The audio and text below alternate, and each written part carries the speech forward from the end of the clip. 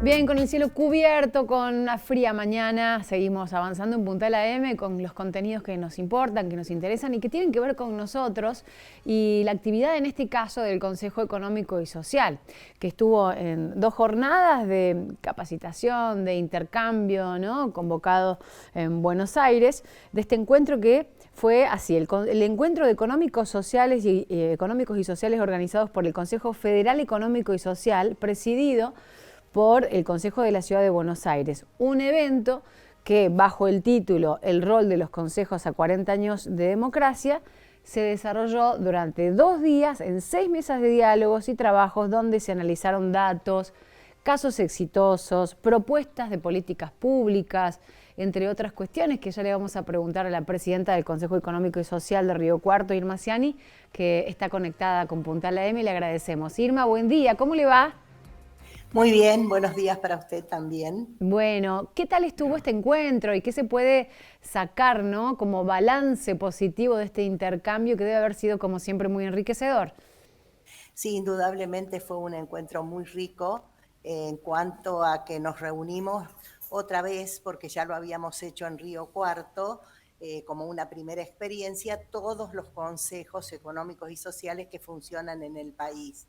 En ese momento, bueno, fue en el contexto de 40 años de democracia y fue para intercambiar cuáles eran las experiencias de cada uno de los consejos, también reforzar esta instancia de diálogo que abrimos en Río Cuarto entre los consejos y fundamentalmente para establecer en conjunto algunos ejes de políticas públicas que podemos desarrollar, que por razones geográficas y por razones de distancia y territoriales son diferentes las situaciones, de todas maneras hay ejes que podemos trabajar en común. Bien, y entonces esos ejes o esas temáticas que suscitaron, que salieron relevantes, arrojaron métodos o modus operandi en común, ¿como cuáles, por ejemplo? Bueno, nosotros trabajamos sobre los nuevos paradigmas educativos. Ese es un tema que es común y cuyas dificultades se replica en todas las regiones del país. Por ejemplo, si nosotros tomamos una región del sur como Chubut, que tiene distintas expectativas y distintas problemáticas, y las comparamos con otras como Capital Federal o como Córdoba, indudablemente surgen muchas diferencias, pero también cosas que nos igualan. Por ejemplo, el tema de la calidad educativa. Nosotros dentro de los nuevos paradigmas de la educación trabajamos con calidad educativa.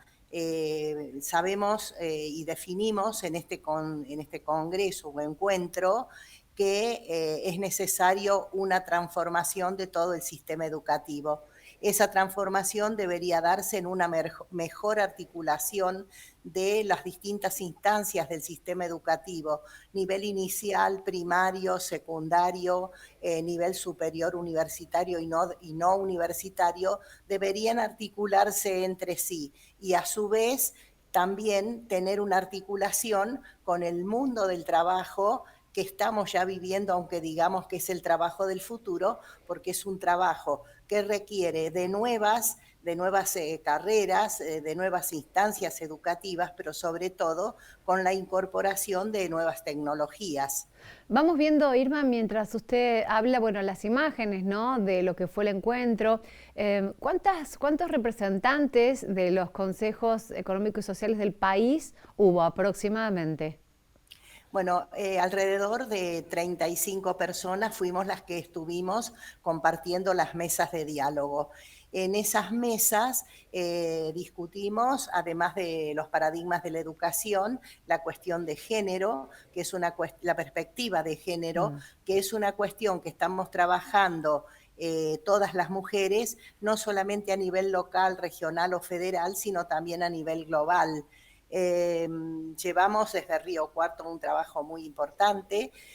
También trabajamos con desarrollo productivo, trabajamos con la transformación de las ciudades, con la transformación urbana, con justicia abierta. Es decir, los temas eran muy variados y Río Cuarto participó con 7 representantes y cada uno de ellos bueno, presentó trabajos para discutir en estas mesas y trabajos que fueron tenidos en cuenta y que pasaron a formar parte del documento. Por ejemplo, Tenía, Irma, esos eh, trabajos o estas temáticas, no hace falta que sea tan detallista, pero a grandes rasgos, esos trabajos, esas bueno, temáticas, ¿cuáles fueron?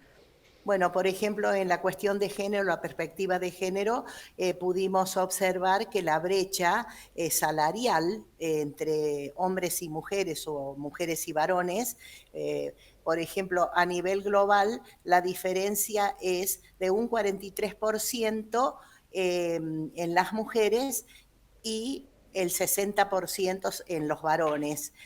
Con respecto a la transformación urbana, por ejemplo, fue un tema muy interesante porque abarcó distintas posibilidades. Río Cuarto, en la persona de la profesora Antonia Ollero, trabajó en profundidad el tema de la cuestión ambiental, donde dejamos en claro cuál es la problemática que hoy tenemos, como la falta de arbolado en la ciudad. Si bien no era eso era un tema muy local, para nosotros era muy importante.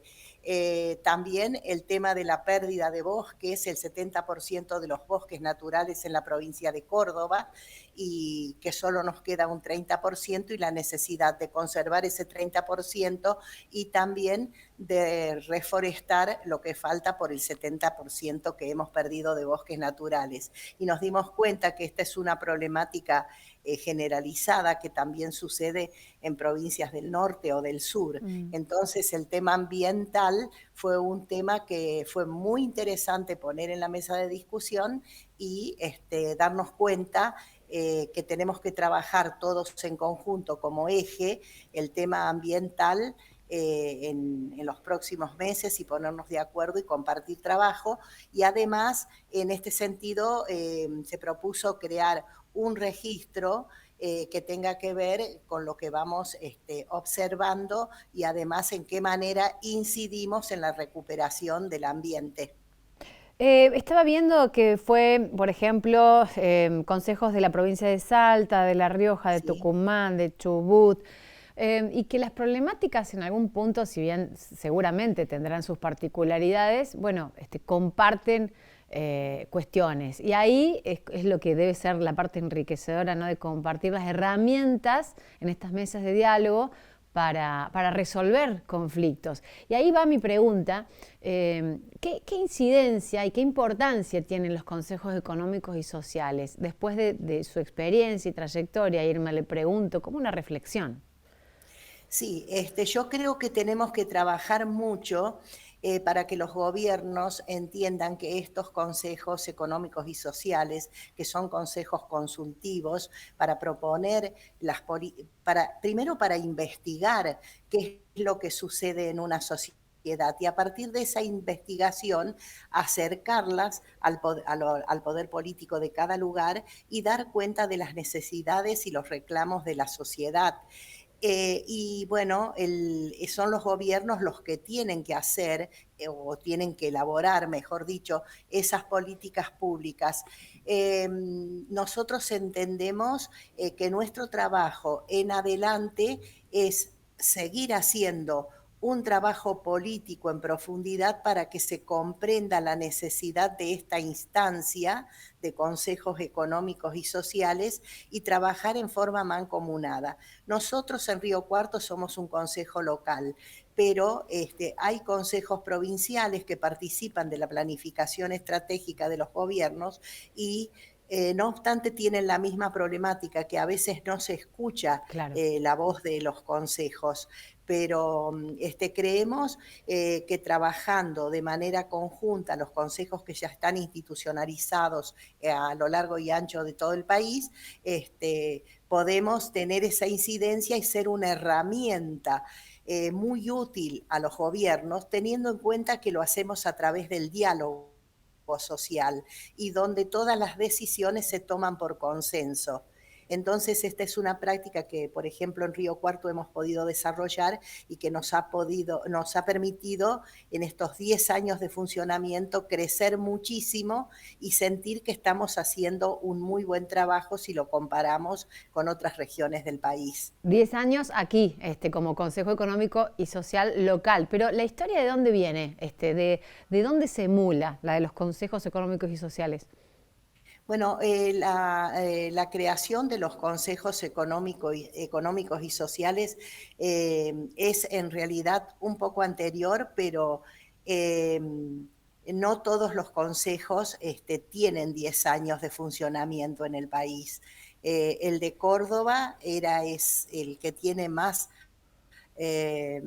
antigüedad desde su creación, porque fue creado por el doctor Angelós durante su gobierno en la ciudad de Córdoba, y era un consejo muy activo que en este momento, bueno, no es que esté inhabilitado, pero no está trabajando.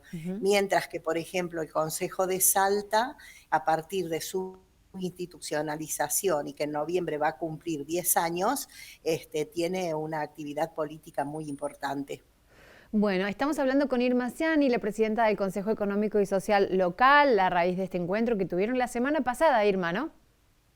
Sí, la semana pasada, de los días 5 y 6 de julio, nosotros tuvimos la oportunidad, como ya teníamos alguna experiencia del primer encuentro, de participar, digamos, en toda la previa y las actividades posteriores para la elaboración de conclusiones y todo lo demás que corresponde a un encuentro de estas características.